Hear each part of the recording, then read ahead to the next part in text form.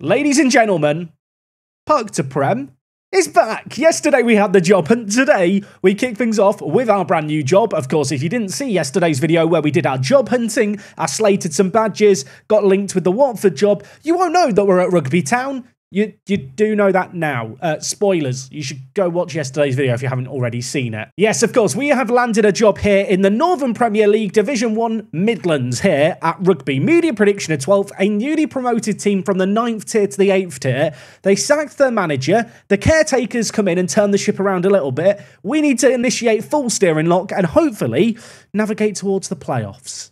That's very much the dream. That job is going to be somewhat less simple because, at least until January, this is the squad at my disposal. I don't want to alarm anyone. We have 20 players in the first team. 11 of them are defenders. And of course, to make things even worse, our key player in James Mace got injured days before I took the reins. He is now out for the next 3 to 5 weeks. Today, we've got to figure out our tactics, get to know this lovely lot, and maybe, just maybe, win our first game of the season in charge. That is against Cambridge City in 9th. Yeah, they're quite a good team. Before all of that, though, we've got to run the Park to Prep intro, get that music on, get ourselves in the mood. Then, maybe, just maybe, I'll feel mentally prepared for what we've got to sort out today.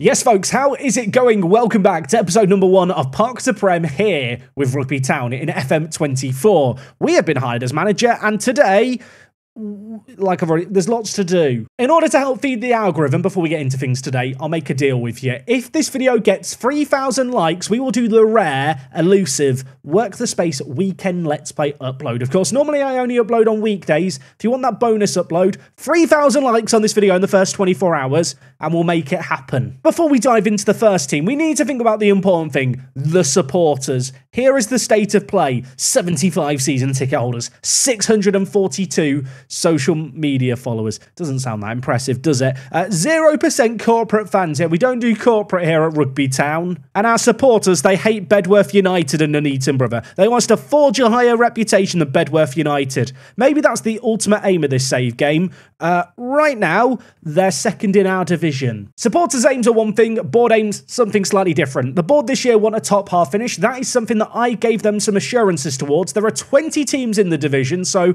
we need to finish 10th or higher. Right now we're in 12th. And of course, over on the financial side of things, whilst we have got a positive bank balance for now, not sure how long that'll last, and we have got some wage budget, none of that can be spent until January because I've disabled the first transfer windowing settings. Not sure why I decided that was a good idea, because there is wage budget. There are actually players I could sign as well. Sadly for us, I've got to deal with this hand I've been dealt for another month. And in that period of time, we've got plenty of games upcoming. So whilst there's no cup competitions to worry about because we've been knocked out of them all, this first month's going to be interesting. Like I already mentioned, James Mace, our star player, is currently out injured. He is also not even on a permanent contract, so he could get sniped away by any team at any moment. They could just steal him from us. In terms of our best contracted player, it's Dan Summerfield, who is a good centre-back and left-back, but ultimately, not sure he should be on £300 a week. Depressingly, when you look at our best players by ability, the majority of them are defenders, which on the one hand, it's great to have. On the other hand, at lower levels, I feel like having that one golden goal scorer is your ticket to success. In terms of who our best striker is, allegedly, it's Tom Fielding here, who has 3 goals in 12, and in the negatives, his recent form has been extremely poor. He's injury prone, he's super inconsistent, but he loves important matches, so when we take on Bedworth, he will be ready. We have also got an international player in our ranks, Roger Lee, Bermudan international, 39 caps. Here he is. I was going to say in all his glory. I feel like glory is perhaps generous. Inconsistent, injury-prone, hates important matches. I mean, at least he's 32 with loads of international caps. His career started in Bermuda. He went and played in the USL too. He's got around a little bit. He played in the Estonia under-21s division. That would have been at the age of 27. And now He plays for us here at Rugby. And another of our allegedly better players, Bazza here, I'm going to just call him Bazza, can play centre-back, centre defensive mid and centre mid. We have a few players that can do this. He at least is consistent. He is also injury prone and hates important matches. Looking at the injury proneness of our players, it's a miracle only one player's out at the moment. Now, of course, just as a little reminder, we holidayed forward in this save game to the 16th of November in order to find our first job in charge. During that time, like I already alluded to, Rugby have been knocked out of all the different cup competitions. With that in mind, the league is our full focus, and whilst there was an initial turnaround with the caretaker manager coming in, they've only won 2 of their last 5, or 2 of their last 6 actually. They've lost 3 of them, so I do feel like we're up against it a little bit today. I'm looking at this team thinking, what formation am I going to play? We literally have no wide attacking mids. We have one right attacking mid, and it's Jordan Wilson, who... I mean, he's actually pretty good. He could be... I'm just ignore the cons. Ignore the fact he hates important matches and he's inconsistent. He has pace. He has good determination. He has 8 finishing. He might be okay. In fact, the more I'm realising here, I've got 5 really good attackers and no good wide attacking players at all besides wing-backs. I think we're looking at some kind of free at the back system with 3 strikers as well. I mean, the game wants me to play Route 1, fluid counter-attack, or park the bus. I'm going to suggest we go fluid counter-attack, and I imagine it's going to have to be some kind of 5-3-2. I say that, I don't really like this. Let me have a play, and I'll come back to you with an idea. Okay, I'm not sure if I've cooked too much in the kitchen here. This is what I've come up with. Bon appetit. Yeah, I am playing with 2 ball-winning midfielders. I mean, when you look at the squad depth screen, you go, wow, you've got 6 centre mids. The best of them is Roger Lee. His best role is ball-winning midfielder. He can really only play as a ball-winning midfielder. The next best centre mid I have is Bazza, so it's going to be Bazza and Roger in midfield, but equally, he again can only play defensive midfielder roles. And if we're going to play on the counter-attack, I feel like we could do a lot worse than just 2 ball-winning midfielders chasing the ball. I'm thinking we hunt down the ball here. You know, we have Fielding and Wilson as pressing forwards. They'll chase around a little bit. We have our big man up top in David, who we talked about in episode 1. This guy is the current top goal scorer for the season with 3 goals. He's been at this club since he was like 15 years old. I'm going to hope that he can relive his glory years. What was his glory year? He did once get 35 goals in 40 games. Granted, it was 9 years ago, but maybe he can be back in his prime with me. I mean, ultimately, when you look at the bench, you can kind of see the issue. There are no wide attacking mid options, so we're kind of stuck with wing-backs. We have an abundance of centre-backs and centre defensive mids, which mean that I don't really have any normal centre mids. The closest I have to a normal centre mid is Ryan Sahoa here, who's 18 years old. He is our hot prospect with some potential. I do have some question marks over that potential. He can't play defensive mid, but my thinking is if I want to bring in Sahoa or equally Karobo Mochwe, I've definitely said that incorrectly. I've tried. But if I want to bring either of these guys, because they can only play centre mid or centre attacking mid, we have 2 options. We either push one of the centre mids forward or we drop one of the strikers back. Quite which way I'm going to go with that, I think it depends on how the game's going. It's very rare in Football Manager that I start off thinking, I'm going to make a counter-attacking system, but at least until January when I can sign players, given the fact that half our team is literally defenders, I feel like going for some kind of system where we just have 7 men behind the ball probably isn't the worst idea in the world. And if you're wondering about our key man in Summerfield, yeah, he's right-footed. I'm playing him at left wing-back. Look, he has good crossing. He has okay physicals for this level. I mean, he's not that good, really. But he's on £300 a week. I need to put him in a more attacking role. And I'm hoping as a wing-back on attack, he can do the business for us. I can't work out if he's really bad or I've just forgotten how bad players at this level are. I do have the choice here to pick a captain. I'm going to keep Bazza as captain. We do also have Rosser here, who is starting at centre-back for us. He has a face. You know, if a player has a face in the face pack, I feel like that means they must be good. Started his career at Solihull Moors, never really played for them. He's been chilling in the Midlands ever since. I mean, the bloke can't jump, but he can at least run a little bit. So I'm hoping that's going to serve us well. You know what, Keena? You're going to be kept as vice-captain, at least for the first half of the season. You might have also noticed assistant manager Liam Francis is our centre-back, age 34. He's actually quite a good centre-back. He's also our assistant manager. Is he a good assistant manager? You look at this and go, wow, with 13 determination and level of discipline, As a natural assistant manager, he's not that good. No disrespect, Liam, if you're watching at home. Just Football Manager just doesn't rate your ability, and I can't help that. I know what some of you are thinking. Jack, you've been ranting about your first team. You've not even shown us the youth team. Yeah, I know I haven't shown you the under-21s because there's no one here. Yeah, we literally have no under-21s team. Maybe we'll get some players in our intake. I say that knowing that we've not yet got the preview and our actual youth recruitment is really, really poor. The only silver lining to everything is, just as a little reminder, our training and youth facilities are quite good. But given the fact we're a semi-pro team, players won't be training full-time. And so with that in mind and only having one training session a week, probably not really going to expect much in the way of improvements. Dressing room atmosphere. There's a strong sense of unity between the players. Let's go. Apparently, the players are waiting to see the direction I'm taking them in. My manager support is average. We'll turn that around today with a win. Oh, I do actually get to introduce myself to the squad. I know many of you won't have heard of me, but it's worth the space on YouTube. They love it. Talk about this campaign. Top half finish. I feel like we probably need to bring some improvements in the midfield. Okay, I get it. We won't sign any more midfielders. We'll just use 11 defenders for the year. Why are you reacting negatively, you imbeciles? I suppose the good news here is every single player's contract is either already expired because they're on a part-time kind of pay-as-you-go contract, or they're only contracted to the end of the year. So if anyone is a snake in the grass, if anyone starts kicking up a fuss, they will be gone in the summer. I've been asked if I want to meet the media. Lee Street is the only person who's turned up. You know what, Lee? Email me. I'll answer your questions over email. I don't feel like it's worth doing a press conference. I was just looking at the season preview. Our media prediction on our club profile says 12th. According to this screen here, 17th is where we're expected to be. So maybe this season's going to be harder than I realised. We're 5 points ahead of the drop. Cambridge, who we take on today, are actually 8 points ahead of us. So a win would be pretty bloody good if we could get it. For people hoping to see an away day today, we're going to hold off doing the rugby away day until a future video, just because there's quite a lot to cover to kick off episode number 1. If you're wondering what's an away day, keep watching the series to find out. Videos will be going up each and every weekday at midday. But at least for now, I'm now sat staring at this tactics screen thinking, is this a good idea? Part of me is tempted to go off cautious mentality and go on attacking. It'll just mean that a lot of the players on support duty will occasionally get forward. Hill starts in goal. Matt Hill, here he is. He can jump really high. He can't really jump high. He's got 7 jumping reach. He's got 13 aerial reach. The graph kind of makes it look like he's good aerially. He's not really, but he is quick, bless him. Just ignore all the negatives. The back three consists of our vice-captain, our assistant manager, and then Kyle Burke at left back. Kyle Burke, great natural fitness, great determination. The man can mark.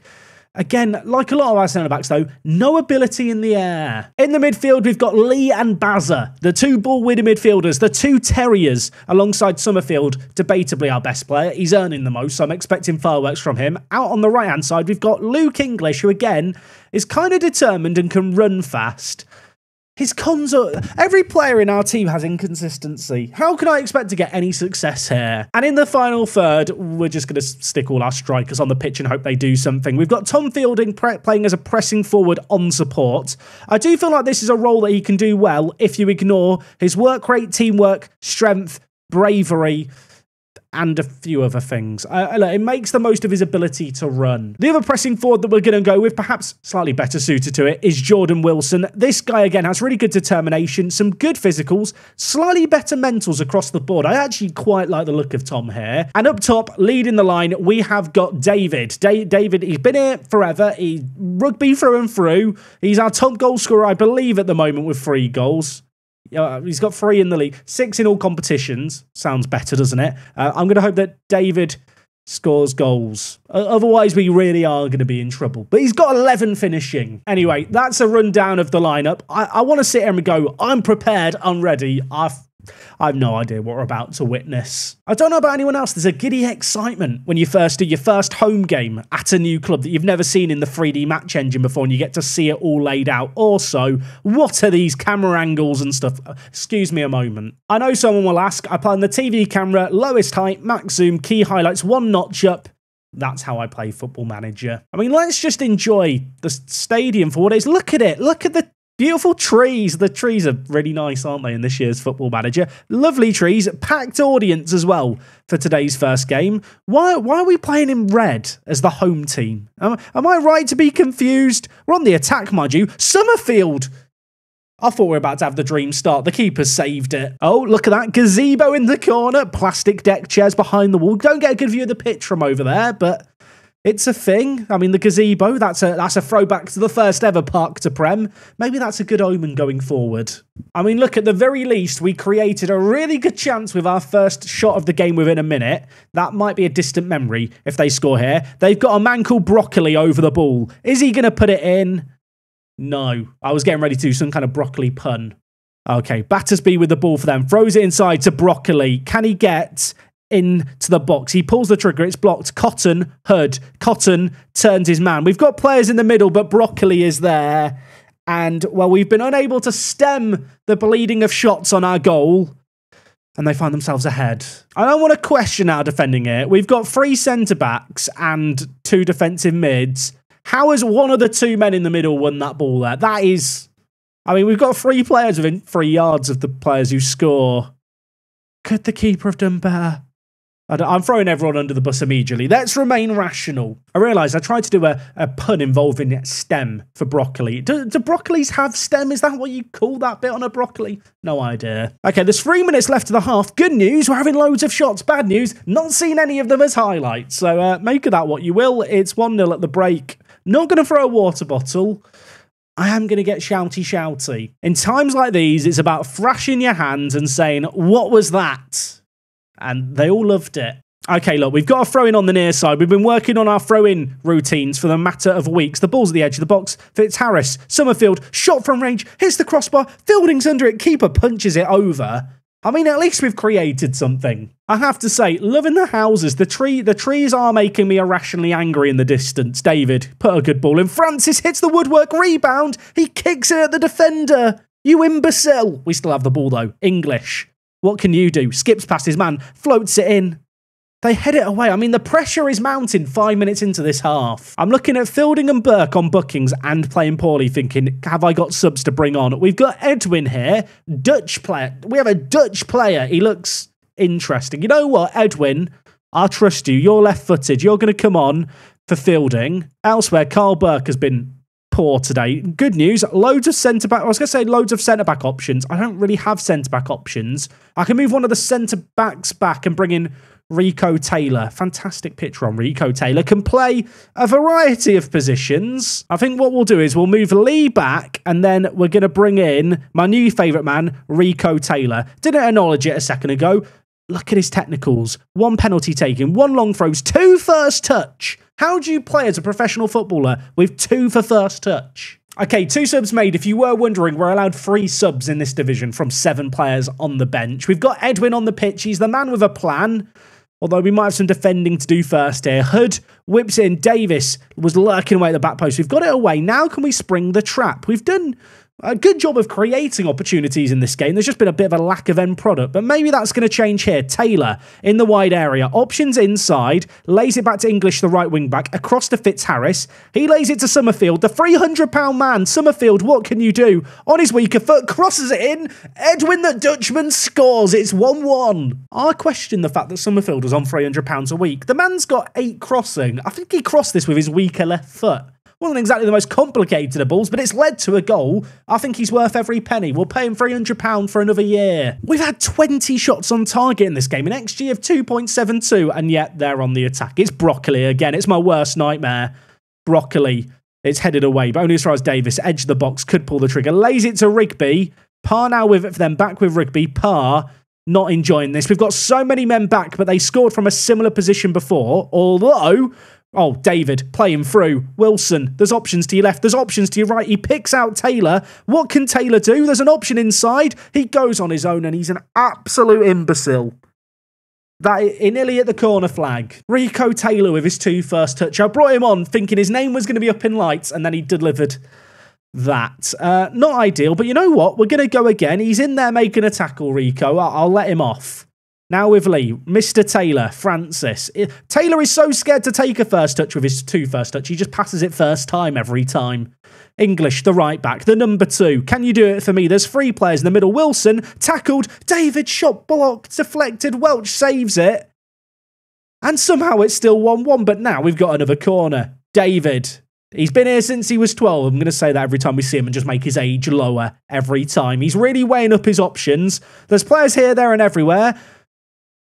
And it's been headed out for another corner. There was lots of build-up there for nothing. There's 2 minutes left of this game. I can see why this team doesn't win any games. We've got an XG of almost 4, 3.54. We've scored 1 goal. In the end, we were defeated by Broccoli and their goalkeeper on a 7.7 rating. That's annoying. And if you're wondering, Jack, is their goalkeeper any good? I mean, he's better than ours, so that's a thing. If we look at the numbers, we should have won that. I mean, look, the players are extremely happy and stuff. Ultimately, we didn't win, and I wanted to win my first game. We created a lot. We actually looked really good on the attack, and given the fact they're up in 9th, to, well, I want to say demolish them like we did is good. Ultimately, we didn't demolish them on the scoreline, but statistically, moral victory. And that's what we're here about at Rugby FC, moral victories. Our next team, by the way, is against a team called Corn. I assume they're not named after, you know, the vegetarian meat corn. I think that's spelled differently. Either way, that's a game we've got to look forward to. In fact, just look at our upcoming games. We've got Corn, then we've got Corby Town, Sporting Cowser, fantastic name, and then Lye Town. These are all teams behind us. I think next time out, I'm going to come back for the game against Walsall Wood. They're in 5th, and then we also have Rushden and Diamonds, who are down in 20th. Once upon a time, Rushden and Diamonds of the Football League. You can see here, they were in League 1. They're now in the relegation zone in our division. And the reason for coming back for those games is because I think I'm going to add some first team players between then and now, because based on what I've just seen from our strikers, we're not going to win many games or score many goals. I feel like episode 1s of series like this are always a bit difficult. You want to condense stuff down. I want you guys to feel at home here at Rugby FC. I don't know about you guys, just based off episode 1, I've got a good feeling here about Rugby FC. I feel like we've got characters in the dressing room, both good and not so good. Looking at you, Rico Taylor, with your 2 first touch. I'm not bullying him, I swear, but it does have me very, very excited for the next episode, which, like I mentioned earlier, if we do hit the target number of likes, will be coming your way tomorrow as a special weekend upload. So if you want that video, drop a like on this one. Besides all of that, thank you so much for watching today's Part to Prem. I hope you guys are excited for a brand new chapter, a brand new adventure here in FM24. If you're a new viewer and you want more content to binge, check out the previous Part to Prems. I'll put some links down in the description to those ones. Besides all of that, take things easy. It's me, Jack. I'll catch you in a bit. I'm out.